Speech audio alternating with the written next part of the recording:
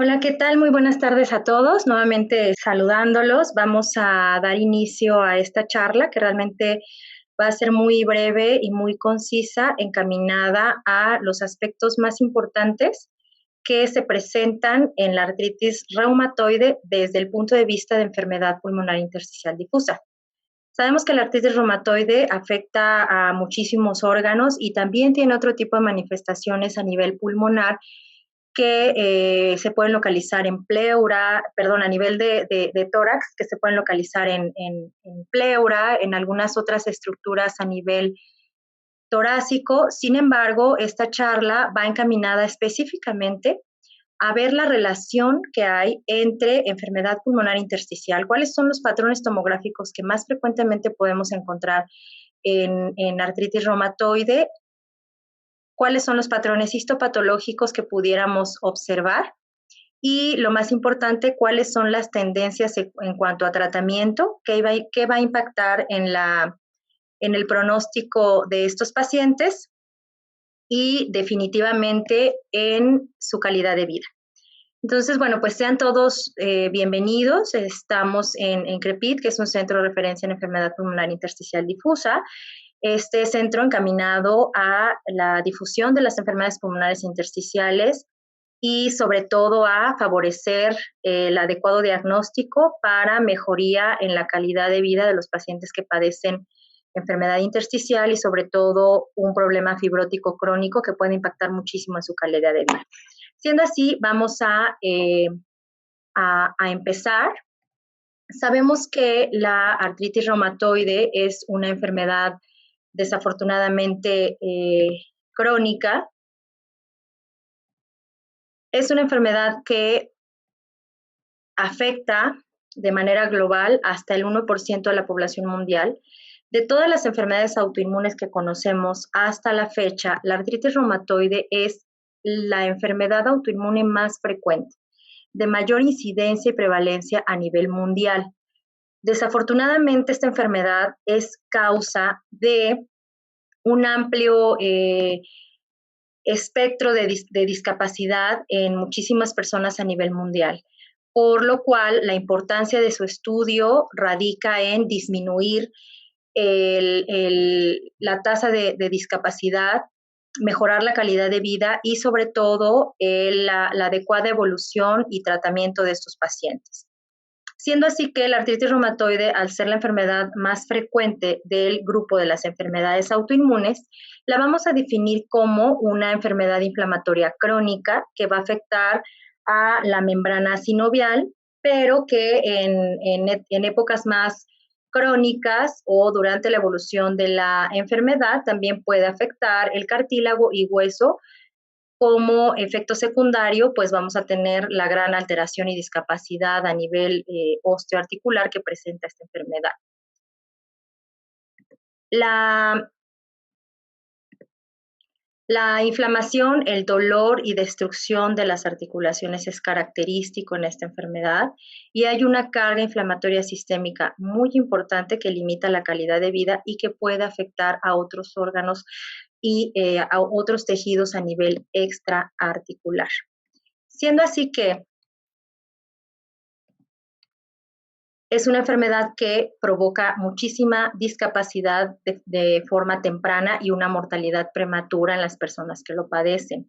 Es 2 veces mayor en mujeres y se ha visto que se ha relacionado a factores genéticos presentes en la población que la padece. Tiene una mayor incidencia entre la cuarta y quinta década de la vida. Tiene una prevalencia a nivel mundial de 0.3 a 1.2% de la población, bastante alto si estamos hablando de la población a nivel mundial. Y se ha reportado en diferentes series una incidencia de 6 hasta 10 casos anuales por cada 100,000 habitantes. No hay mucha información con respecto a la población mexicana, sin embargo, de manera general podemos mencionar que tiene en la población latinoamericana una incidencia, una prevalencia hasta el 0.5%. El 60% de la población que tiende a desarrollar artritis reumatoide se va a explicar por algún tipo de alteración o variante epigenética.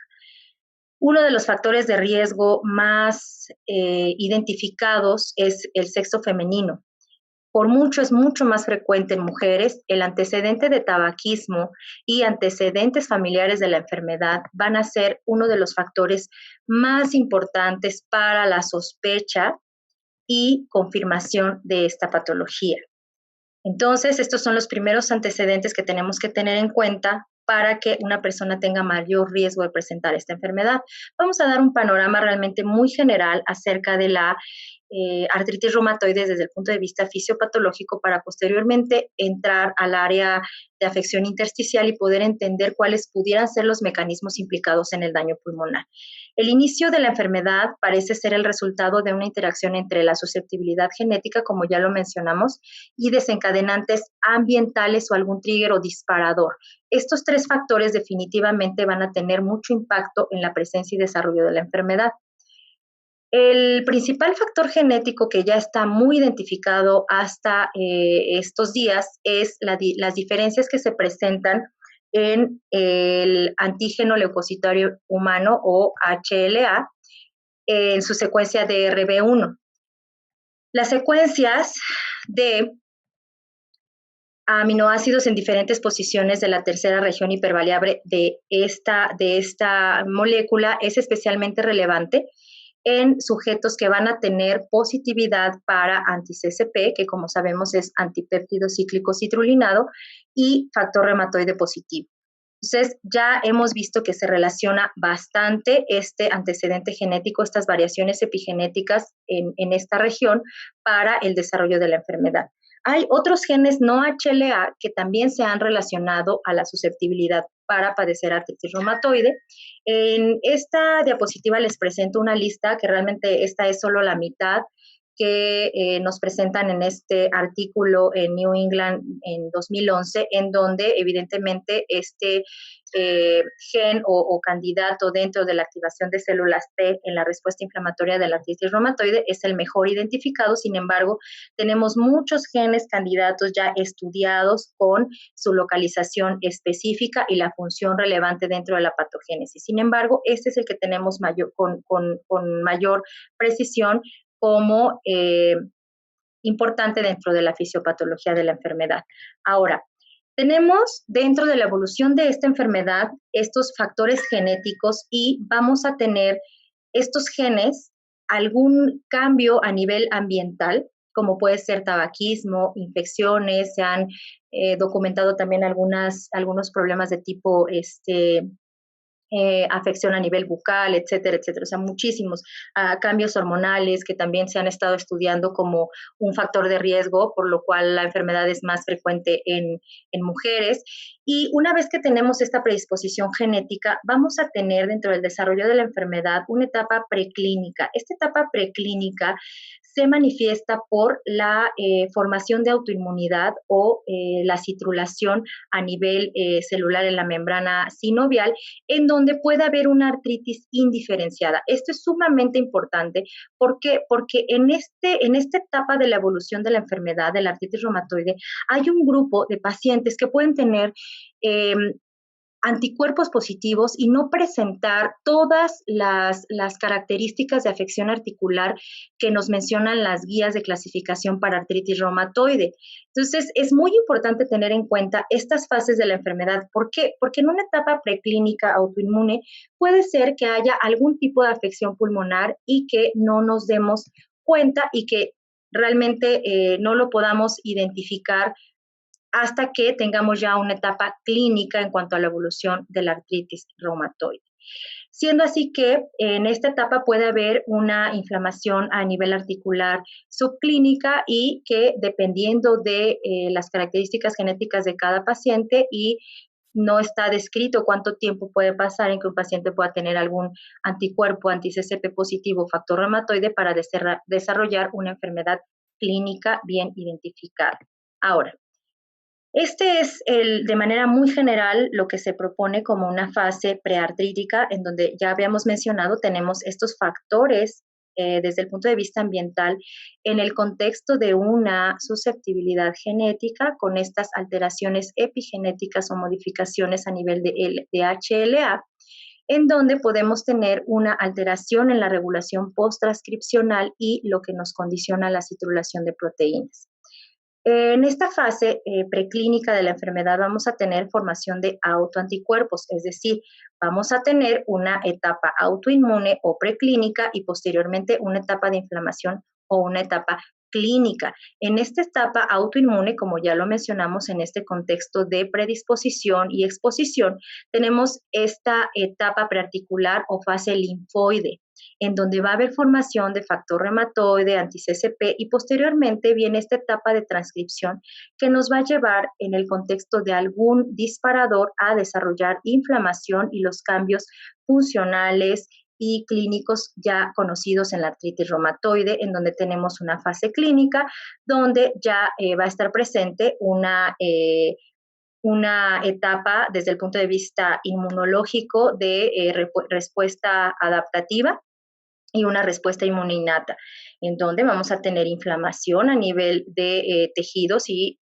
posteriormente durante la evolución de la enfermedad, degradación y erosión a nivel de hueso, lo cual nos va a llevar a todas las manifestaciones desde el punto de vista sistémico y de evolución en el contexto clínico de la enfermedad.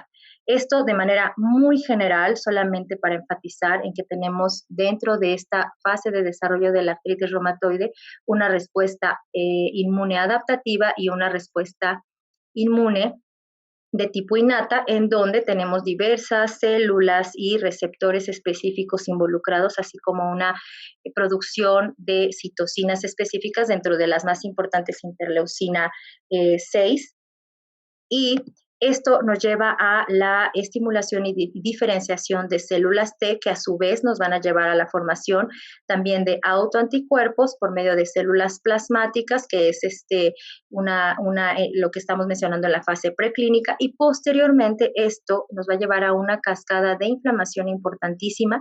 Y si se dan cuenta, hay algunas moléculas que están implicadas, como es la interleucina 6, factor de necrosis tumoral y factor de crecimiento transformante beta, que van a estar estimulando diversas líneas celulares, por ejemplo, los osteoblastos, que nos van a llevar a depósito de matriz cartilaginosa, proliferación de condrocitos e hiperplasia de la membrana sinovial.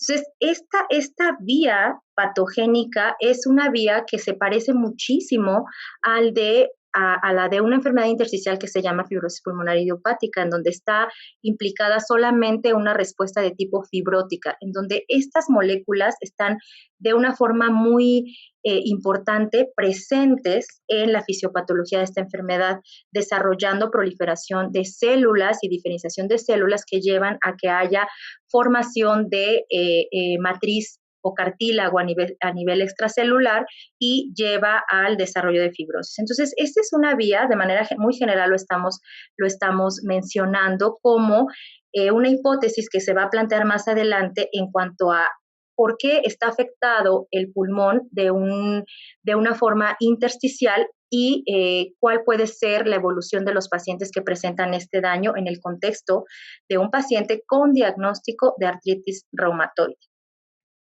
Bien, entonces, ¿qué tenemos? Repito, de forma muy general, estos puntos que les estoy mencionando actualmente es nada más como un resumen de lo que debemos tener en cuenta en el contexto de un paciente con artritis reumatoide. Todos sabemos que es una enfermedad que tiene afección articular, hay dolor, puede haber inflamación, generalmente de articulaciones pequeñas o de grandes articulaciones. Hay criterios que se establecieron desde 1987 en donde se identificó a la enfermedad como una enfermedad degenerativa a nivel articular. Sin embargo, en estos criterios estaba muy marcado el grado de erosión a nivel de la radiografía de manos, y no se tomaba muy en cuenta aquellos pacientes que podían tener manifestaciones no tan severas todavía de la artritis reumatoide.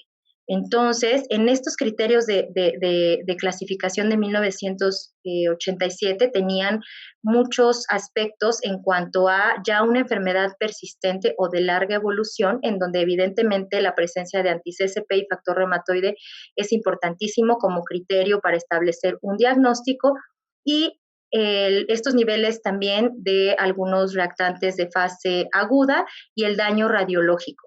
Realmente en la actualidad sabemos que ya hay herramientas que se están utilizando como el ultrasonido de articulaciones, en donde inclusive podemos no ver un daño erosivo a nivel articular, pero sí estar presentes algunos datos específicos que pudieran sugerir afección articular sin tener todavía erosión. Siendo así que los últimos criterios de clasificación para poder orientar hacia sospecha diagnóstica de artritis reumatoide es los criterios ACR y EULAR del 2010 actualmente vigentes, en donde se considera al menos una articulación inflamada en donde no haya alguna causa identificada como origen de esa inflamación. Dentro de los criterios, realmente no los vamos a desglosar todos de manera puntual. Lo importante es considerar que dentro de los criterios de clasificación de la enfermedad, es los pacientes que tengan una suma total de las variables que vamos a mencionar a continuación igual o mayor de 6, van a tener una alta sospecha de artritis reumatoide.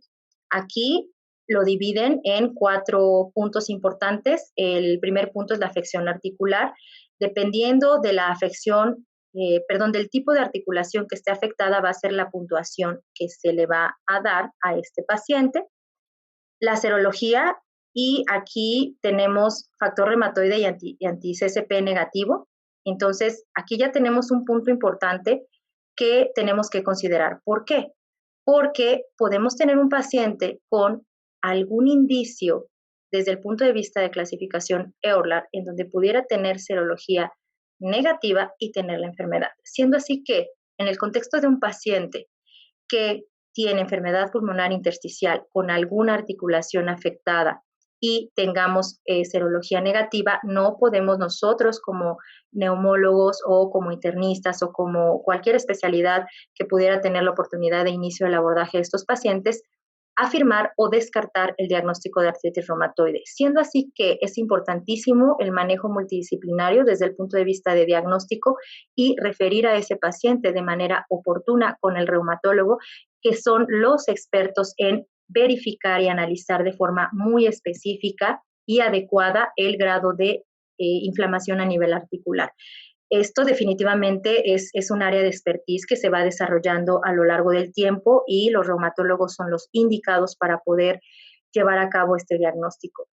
Con respecto a la serología, este es uno de los puntos que me llamó la atención enfatizar cuando tenemos un paciente con enfermedad pulmonar intersticial y reactantes de fase aguda. Los reactantes de fase aguda también pueden estar normales o pueden estar elevados, por lo cual tenemos que tener mucho cuidado también el que no necesariamente deben de estar elevados los reactantes de fase aguda para sospechar artritis reumatoide en un paciente y la duración de la sintomatología, menos de 6 semanas o más de 6 semanas. Entonces, con base en esta valoración por el reumatólogo, podemos tener estos criterios de clasificación en donde se haga más evidente la sospecha de artritis reumatoide y nosotros, en el contexto de una enfermedad pulmonar intersticial, de la mano con el reumatólogo, poder evaluar el diagnóstico adecuado, tratamiento y evolución de estos pacientes. Ahora, vamos a hablar entonces ya en un contexto muy general de lo que es la artritis reumatoide. ¿Cuáles son las complicaciones extraarticulares que esta enfermedad puede ocasionar? Definitivamente son muchísimas las complicaciones. Desde el punto de vista torácico, puede haber afección a nivel de parénquima, que es a donde nos vamos nosotros a enfocar. En parénquima, porque estamos hablando de enfermedad pulmonar intersticial difusa. No podemos olvidar que hay otras complicaciones en el contexto de artritis reumatoide que pueden llevar a que un paciente tenga daño pulmonar. El paciente, cuando se diagnostica con artritis reumatoide, es candidato, dependiendo de la valoración del experto, el reumatólogo, a diferentes terapias modificadoras de la enfermedad o terapias biológicas, dependiendo de la severidad de la enfermedad, y esto lo puede llevar a desarrollar mayor riesgo de infecciones. También podemos tener mayor riesgo de neumonitis inducida por alguno de los fármacos que se pudieran tener la necesidad de utilizar en estos pacientes. Afección a nivel de vía aérea, afección a nivel pleural, desde derrame pleural, neumotoras, etcétera, etcétera. Sin embargo, esta charla va encaminada específicamente a enfatizar en las alteraciones parenquimatosas, específicamente a enfermedad pulmonar intersticial difusa. Siendo así que desde el punto de vista de artritis reumatoide y enfermedad pulmonar intersticial difusa, podemos tener una amplia variedad de comportamiento clínico y tomográfico, así como comportamiento desde el punto de vista funcional respiratorio. Lo que debemos de tener presente como importantísimo en el contexto de pacientes que presentan enfermedad pulmonar intersticial es que estos pacientes pueden tener patrones tomográficos muy, muy diferentes, pero vamos a enfatizar en qué es lo que hace que un paciente con artritis reumatoide tenga mejor o peor pronóstico con base en el patrón tomográfico que presenta y cómo podemos colaborar con el reumatólogo para modificar tratamiento con base en ese patrón tomográfico y alteración en cuanto a la función pulmonar. Ahora, desde el punto de vista de parénquima, a nivel de enfermedad pulmonar intersticial, podemos tener diferentes patrones desde el punto de vista intersticial que se presentan en la artritis reumatoide. Los vamos a definir más adelante. Las complicaciones extraarticulares de la artritis reumatoide pueden llegar hasta el 50%. O sea, vean, realmente hasta la mitad de los pacientes pueden tener otras alteraciones, no solo articular. El 67% de estas complicaciones extraarticulares pueden llegar a ser pulmonares y de estas complicaciones pulmonares hasta el 50% puede ser una enfermedad pulmonar intersticial difusa. Realmente el rango es muy grande porque hay mucha bibliografía relacionada a las alteraciones pulmonares de artritis reumatoide. Sin embargo, es muy alta el grado de afección intersticial que se puede presentar en artritis reumatoide, por eso la importancia de abordarlo. Y vean, un punto importantísimo que es de llamar la atención es que la mayoría de las ocasiones en pacientes que tienen diagnóstico de artritis reumatoide, la enfermedad intersticial puede pasar asintomática o desapercibida y puede llegar a ser un hallazgo post-mortem. Eso realmente es muy grave. ¿Por qué? Vamos a recordar que la artritis reumatoide tiene una alta incidencia de discapacidad. Entonces puede ser que la discapacidad de esos pacientes se vea afectada también por afección pulmonar y no lo estemos identificando. No hay relación muy clara realmente en cuanto al inicio de la artritis reumatoide y el desarrollo de la enfermedad pulmonar intersticial. Hay muchos datos que pueden llevar a diferentes cifras en cuanto al tiempo de inicio de la artritis y desarrollo de enfermedad intersticial. En general, en la mayoría de la literatura se refiere a que pueden ser aproximadamente 5 años, pero realmente es muy variable y muy inespecífico. Lo que sí es muy importante a considerar es que la afección intersticial predomina en varones. El tabaquismo se ha relacionado a un mayor riesgo de presentar enfermedad intersticial y hasta en el 20% de los casos, ojo, hasta en el 20% de los casos puede ser una manifestación previa a las manifestaciones articulares, por lo cual debemos de ser muy, muy precavidos en cuando tenemos un paciente con enfermedad intersticial del sexo masculino, aunque no tenga síntomas característicos o cumpla con todos los criterios de clasificación, debemos de descartar mediante determinación de factor reumatoide y anti-CCP que esa enfermedad intersticial no se deba a una artritis reumatoide. Desafortunadamente, el pronóstico cuando existe una enfermedad pulmonar intersticial se empeora. Empeora muchísimo el pronóstico de estos pacientes cuando hay EPID asociada, se incrementa la mortalidad y, como sabemos, esta enfermedad es causa frecuente de discapacidad, pero realmente, ¿qué tanto esta discapacidad también se ve incrementada por algún síntoma o por alguna afección pulmonar no identificada y que esto nos pueda llevar al retraso en la identificación de síntomas pulmonares en el contexto de un paciente con artritis reumatoide. Esta imagen literal es una imagen de internet en donde ustedes van a poder encontrar una amplia gama de escalas predictoras de respuesta a tratamiento, de estabilidad de la enfermedad y todas estas escalas que ven aquí realmente las encuentran en internet de una forma muy fácil en el contexto de artritis reumatoide y son cuestionarios que llevan a evaluar, dependiendo del puntaje que tenga el paciente, si la enfermedad está controlada o puede haber actividad de la misma.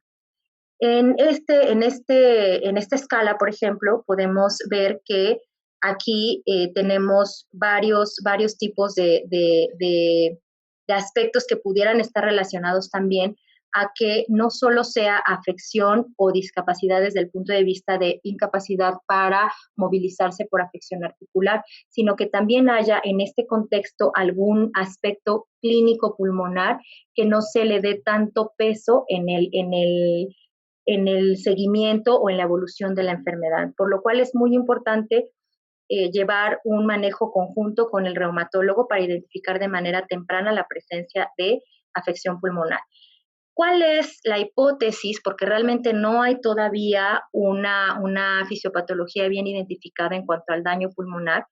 Se ha sospechado que puede haber, como ya lo vimos dentro de la fisiopatología de la artritis, alguna citrulación de proteínas a nivel pulmonar. O sea, que a nivel del tejido pulmonar también haya péptidos citrulinados y que también haya una respuesta inmunológica que lleve a que se desarrolle también una respuesta en cuanto a activación de fibroblastos. ¿Se acuerdan que les comenté en la fisiopatología de la AR que hay varias moléculas que están involucradas también en la activación de estas células que pueden ser fibroblastos, transición a miofibroblastos y depósito de matriz extracelular que pudiera llevar a que ese paciente desarrolle depósito de matriz y que haga una fibrosis pulmonar dependiendo de la etapa de la enfermedad.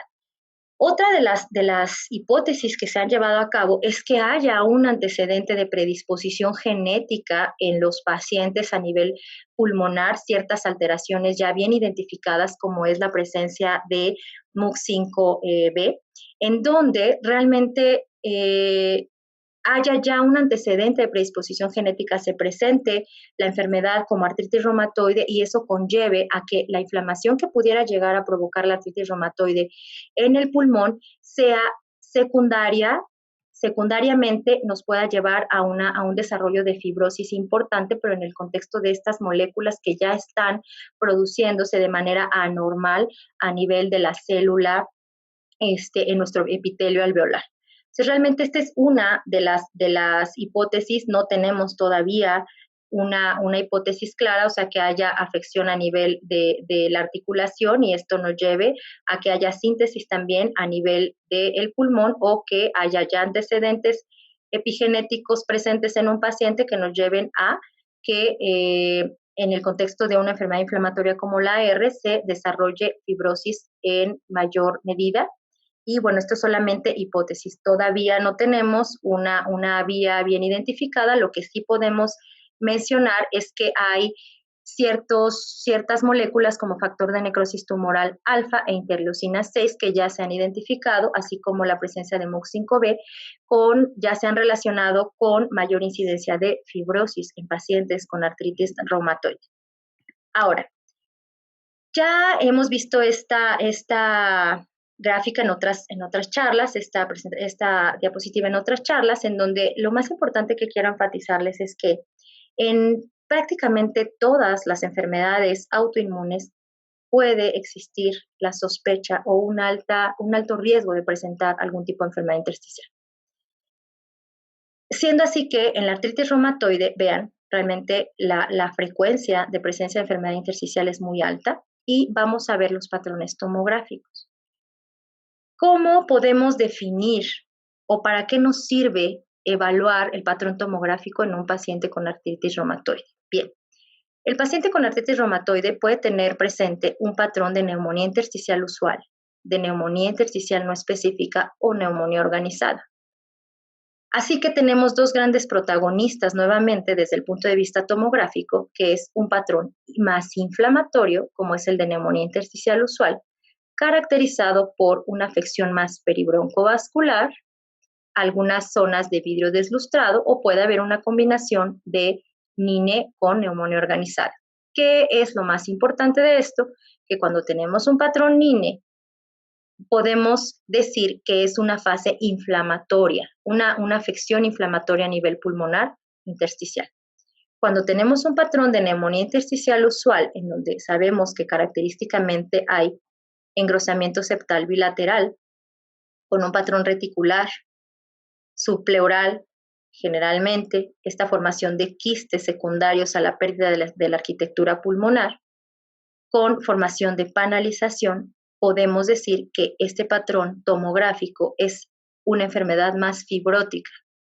Entonces, de manera general, podemos dividir a la artritis reumatoide o la enfermedad intersticial que provoca la artritis reumatoide en dos fenotipos importantes, que es un patrón new y un patrón no new.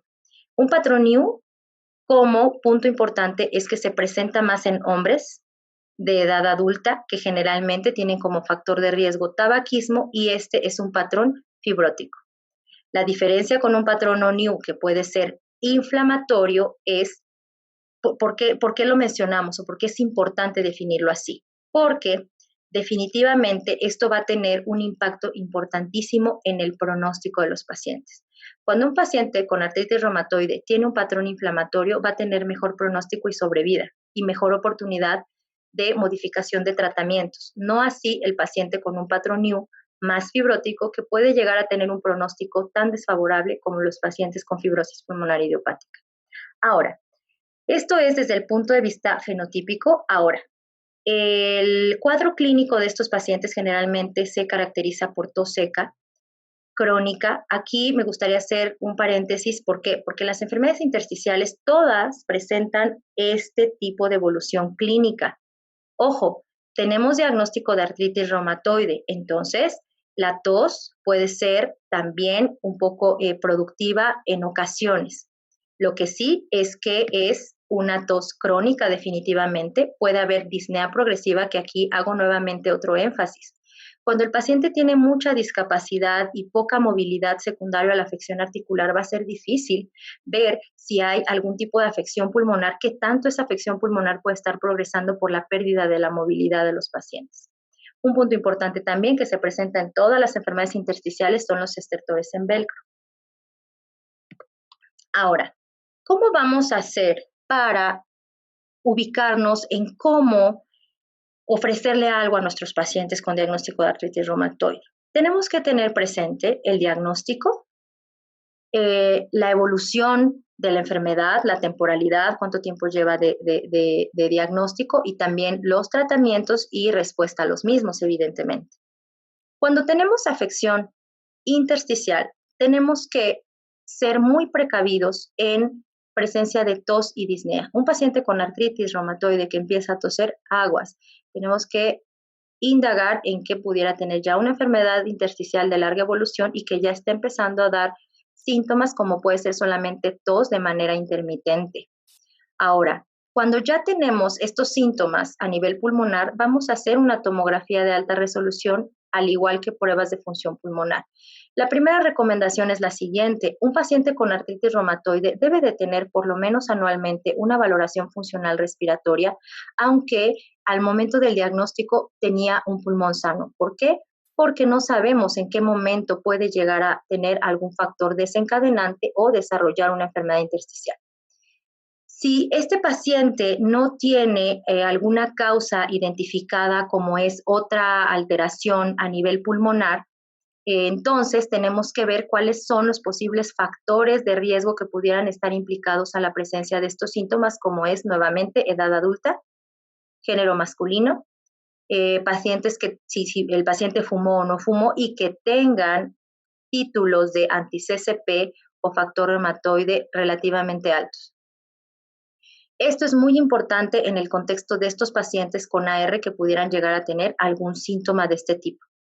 Y evidentemente la presencia de una artritis reumatoide clínicamente severa o difícil de tratar nos debe de llevar a la determinación de pruebas de función pulmonar, en donde si tenemos una alteración a nivel espirométrico, entonces debemos de llevar a cabo una valoración multidisciplinaria para ver cuál es el pronóstico y calidad de vida de ese paciente y qué le podemos ofrecer. Cuando está normal la tomografía y la espirometría, entonces se recomienda que de manera anual, por lo menos, se realice una espirometría para ver que ese paciente conserve su pulmón libre de daño por la artritis reumatoide. Ahora, un punto importantísimo es que la tomografía de alta resolución puede o se ha visto que presenta patología subclínica en más del 40% de los enfermos con artritis reumatoide. ¿Qué quiere decir esto? Que cuando se toma una tomografía en un paciente con artritis reumatoide no tiene aparentemente síntomas pulmonares. Entonces, es muy importante también determinar en qué momento un paciente con artritis reumatoide puede llegar a requerir de una valoración tomográfica de manera anual. Ahora, ¿cuáles son los patrones tomográficos más frecuentes en artritis reumatoide? Como ya lo mencionamos, los podemos dividir generalmente en dos, un patrón new y un patrón no new. El patrón new ya lo describimos, este es el más frecuente que podemos observar en los pacientes con artritis reumatoide. El segundo patrón más frecuente es un patrón NINE, en donde podemos tener, vean, solamente un poquito de vidrio deslustrado. Podemos encontrar también en ocasiones, ojo, aquí podemos ver algunos nodulitos. La inflamación o proliferación celular a nivel del intersticio es puede llegar a ser muy severa, en donde se propicia la formación de bronquiolitis. Entonces hay depósito de focos inflamatorios a nivel intersticial que pueden llevar a que haya obstrucción de manera extrínseca, si lo podemos decir así, producción de estas imágenes nodulares en el contexto de un paciente con artritis reumatoide y bronquiolitis. Entonces, el patrón tomográfico de neumonía intersticial no específica se caracteriza predominantemente por áreas de vidrio deslustrado. Como vemos aquí, vemos menos fibrosis y vemos algunas lesiones de tipo nodular, como se ven aquí. Ahora, vemos la gran diferencia entre estos dos patrones. Realmente un paciente que pudiera tener alguna afección intersticial con artritis reumatoide va a tener mucho mejor pronóstico con este patrón, inclusive con este patrón. Este es un patrón de neumonía organizada, aunque es un poco menos frecuente en pacientes con AR, también lo podemos encontrar, o podemos encontrar un patrón combinado de NINE con neumonía organizada, y evidentemente esto nos traduce inflamación o actividad inflamatoria sistémica, y debemos de llevar a una valoración integral con reumatología y ajuste de tratamiento dependiendo del contexto clínico y manifestaciones sistémicas. Otro patrón tomográfico que podemos encontrar, que también es un poco menos frecuente, pero también se puede presentar, es un patrón de neumonía intersticial linfoidea, en donde vemos algunas zonas inflamatorias caracterizadas por vidrio deslustrado y quistes intraparenquimatosos. Estos quistes intraparenquimatosos pueden ser de diferentes tamaños, sin embargo, se diferencian de los quistes subpleurales que se presentan en el patrón new. ¿Por qué? Porque estos tienen paredes más delgadas y son generalmente de distribución intraparenquimatosa, a diferencia de los del patrón new, que son de distribución subpleural y tienden a formar líneas que lleva a el concepto de panalización o panal de abeja presente en el patrón new. No así los quistes que se presentan en la neumopatía intersticial linfoidea desde el punto de vista tomográfico, con diferentes áreas de inflamación y zonas o lesiones quísticas intraparenquimatosas.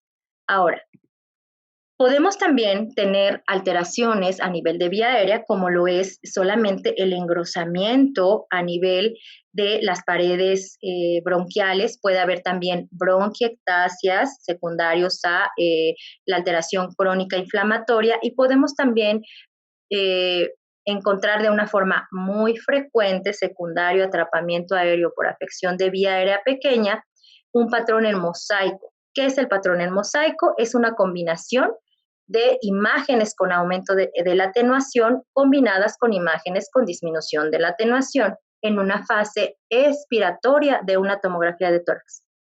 Un patrón en mosaico, cuando un pulmón está completamente inflado y tomamos una tomografía, podemos no identificarlo. O podemos encontrar algunas zonas muy, muy leves de vidrio deslustrado y esto ser compatible con un patrón INE. Pero un patrón en mosaico o de atrapamiento aéreo se observa en una tomografía de alta resolución en fase expiratoria. ¿Por qué? Porque estas zonas con disminución en la atenuación traducen atrapamiento aéreo. Estos son de los patrones más frecuentes que podemos llegar a encontrar.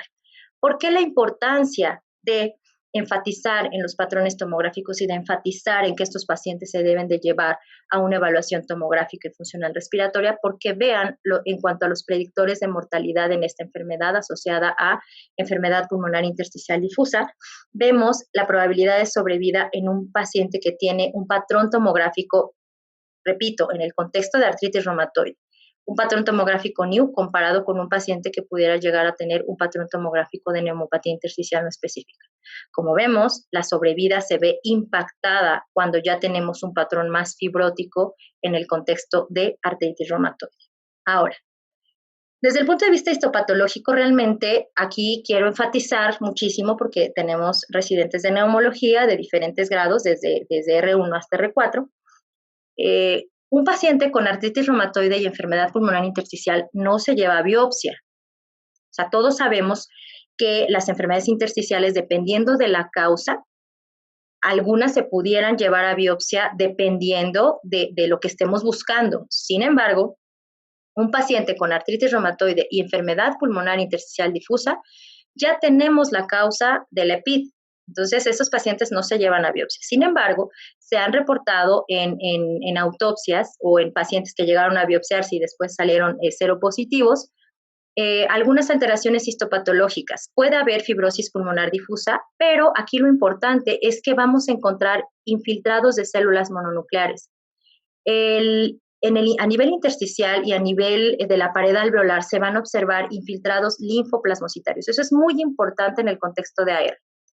En las primeras fases de la enfermedad puede predominar el edema intersticial, muchos linfocitos, una infiltración importante de linfocitos, y puede haber también exudado fibrinoso con inclusive algunos hematíes y células epiteliales, así como células mononucleares a nivel alveolar.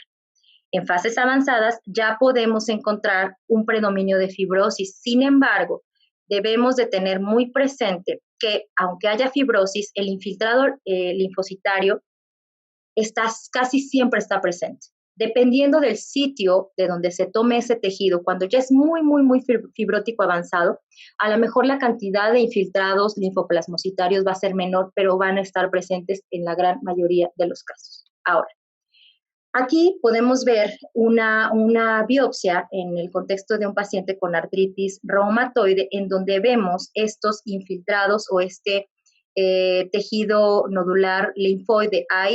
Esto que nosotros estamos evidenciando aquí son todo esto que vemos así como en moradito, todo esto son los depósitos de material inflamatorio.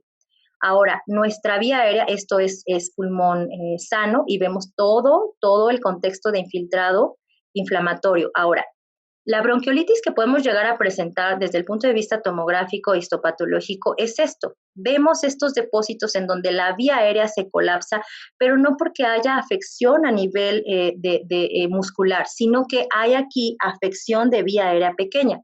Entonces, un punto importantísimo a considerar principalmente para los residentes de neumología y compañeros neumólogos, así como internistas, es que cuando nos llega un paciente a urgencias o a nuestro consultorio con sibilancias o con manifestaciones de obstrucción desde el punto de vista funcional respiratorio y lo nebulizamos y no responde, si tiene artritis reumatoide, no va a responder. ¿Por qué? Porque lo que necesita este paciente es tratamiento que limite la actividad inflamatoria a nivel pulmonar, que va a llevar a que esta obstrucción que se está desarrollando por estos infiltrados a nivel intersticial a nivel alrededor de los bronquios y bronquiolos sean disminuidos. ¿Y cómo los vamos a disminuir?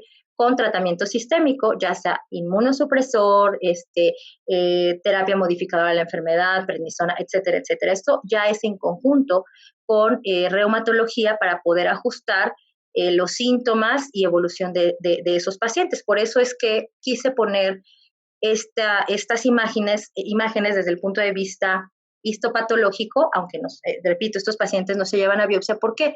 Porque una confusión muy frecuente es esa, que a veces los pacientes o las pacientes pueden llegar con un cuadro obstructivo importante y la consecuencia, más bien la causa, de ese cuadro obstructivo no es que haya obstrucción a nivel, por respuesta a nivel de músculo liso, sino que hay este depósito de infiltrado, lo que ocasiona bronquiolitis. Aquí se ve de una forma mucho más específica, muy bonita. Esto es la vía aérea, entonces esto empuja, colapsa por este depósito inflamatorio importante. Entonces lo que tenemos que hacer no es darle y darle y darle y nebulizarlo y darle salbutamol 20,000 veces al día. No, lo que tenemos que hacer es consensar con el reumatólogo para ver si esa paciente con artritis reumatoide puede tener sintomatología obstructiva secundaria a este depósito de infiltrado inflamatorio a nivel intersticial. Bien, y bueno, prácticamente estos son puntos como los puntos más importantes a considerar, repito, siempre en manejo conjunto con nuestros colegas reumatólogos y con base en el tratamiento. ¿Qué podemos decir del tratamiento? Hasta el momento no hay ninguna recomendación válida para el manejo de pacientes con enfermedad intersticial secundaria a artritis reumatoide. Realmente no hay un consenso específico. ¿Por qué? Pues porque evidentemente la enfermedad intersticial a veces no se diagnostica, o si se llega a diagnosticar, la modificación en el tratamiento modificador de la enfermedad se basa mucho en las escalas de actividad a nivel articular. Hasta donde yo sé, si hay algún residente de reumatología o reumatólogo presente en esta charla, me podrán corregir ahorita que terminemos. No hay una escala en donde haya un marcador pulmonar como característica para determinar actividad de la artritis reumatoide, hasta donde yo lo sé.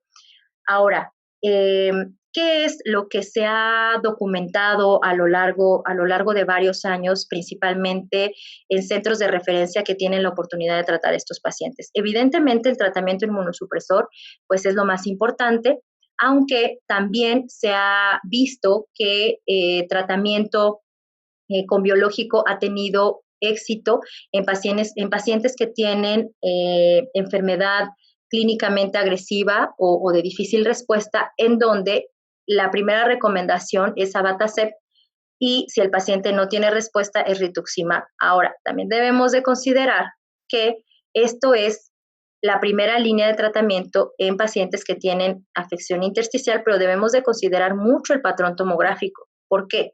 Porque todas las enfermedades intersticiales que llevan a un patrón fibrótico terminal con un patrón NIU, todas las enfermedades autoinmunes, que llevan a una fibrosis terminal con un patrón de neumonía intersticial usual, va a ser difícil que respondan a tratamiento antiinflamatorio. ¿Por qué?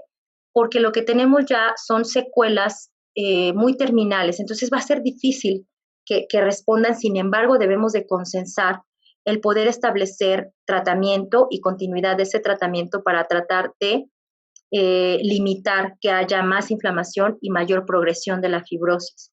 Cuando tenemos un patrón NIU, va a ser complicado que respondan estos pacientes a tratamiento. Cuando tenemos un patrón NINE, estos pacientes van a tener mucho mejor respuesta, o cuando tenemos alguna otra alteración asociada como es derrame, pleuritis, etcétera. O sea, cuando tenemos más actividad inflamatoria a nivel pulmonar, estos tratamientos definitivamente son los de primera línea para indicación de afección pulmonar.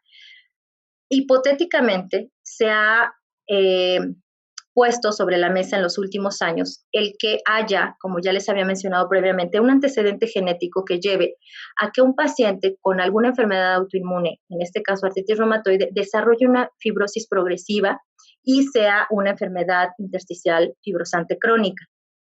aún con causa conocida como esta artritis reumatoide, y en qué momento pudiera haber indicación de tratamiento antifibrótico, los conocidos actualmente pirfenidona y nintedanib. Sin embargo, ojo, esto es solamente una hipótesis. Estos medicamentos todavía no están probados como tratamiento de elección o con algún nivel de recomendación en enfermedades autoinmunes, aunque tengan un patrón fibrótico progresivo. Entonces, esta es un área de oportunidad en el contexto de ver qué puede pasar con estos pacientes. Esclerosis sistémica es una enfermedad que recientemente se publicó un artículo en donde puede ser que nintedanib tenga un efecto favorecedor en cuanto a enlentecer la pérdida de la función pulmonar a lo largo del tiempo en el contexto de esclerosis. Repito, esto está en investigación. En artritis reumatoide no hay todavía ningún documento o ningún estudio clínico que nos diga que pudiera ser benéfico en estos pacientes. Ahora, este artículo se los presento en el contexto de qué es lo que sabemos o en los centros de referencia, qué es lo que se ha hecho. Este artículo es un artículo retrospectivo en donde se hizo un análisis en pacientes con artritis reumatoide y tratamiento con metotrexate. Vieron la severidad de la enfermedad intersticial y asociaron un pronóstico. Entonces, ¿qué es lo que podemos ver aquí de manera general? Aquellos pacientes que fueron tratados con metotrexate, este estudio se realizó en el INER, que es donde está la clínica de intersticiales, puedo decir que a nivel nacional más importante, y donde se ve un mayor número de pacientes con estas afecciones. Entonces, el doctor Rojas Serrano es el reumatólogo de la clínica de intersticiales del INER, y una de las experiencias que pues tuve la oportunidad de compartir fue el seguimiento de pacientes con artritis reumatoide y tratamiento con metotrexate, aunque los pacientes no tuvieran actividad a nivel articular o una enfermedad subclínica. Entonces, bueno, de manera muy general podemos ver la diferencia de los pacientes no tratados con metotrexate desde el punto de vista de sobrevida en el contexto de enfermedad pulmonar intersticial y los pacientes que fueron tratados con metotrexate. Les dejo la referencia para que tengan oportunidad de revisarlo. Realmente este tipo de documentos que van a tener oportunidad de encontrar en la literatura son con base en la experiencia en centros de referencia. Siendo así que, desde el punto de vista neumológico, hablando específicamente como neumóloga e intersticióloga, lo que les puedo decir hasta el día de hoy es que lo más importante es el trabajo en equipo. El trabajo en equipo desde los primeros síntomas que pudiera llegar a tener el paciente y los detecta el médico de primer contacto, nuestros colegas internistas. Evidentemente, el reumatólogo, una referencia oportuna al reumatólogo es también de suma importancia, y en el momento en el que el paciente presente algún síntoma específico desde el punto de vista pulmonar, tener este consenso desde el punto de vista radiológico, neumológico y el manejo conjunto con el reumatólogo para poder establecer definitivamente una mejor calidad de vida en nuestros pacientes. Definitivamente yo siempre he manejado, me gusta muchísimo manejar el concepto de terapia personalizada en los pacientes intersticiales. ¿Por qué? Pues porque definitivamente el que un paciente tenga artritis reumatoide y enfermedad pulmonar intersticial, el manejo conjunto con el reumatólogo, la personalización de cómo están sus pruebas de función pulmonar, cómo está su tomografía y principalmente cómo podemos impactar en su calidad de vida.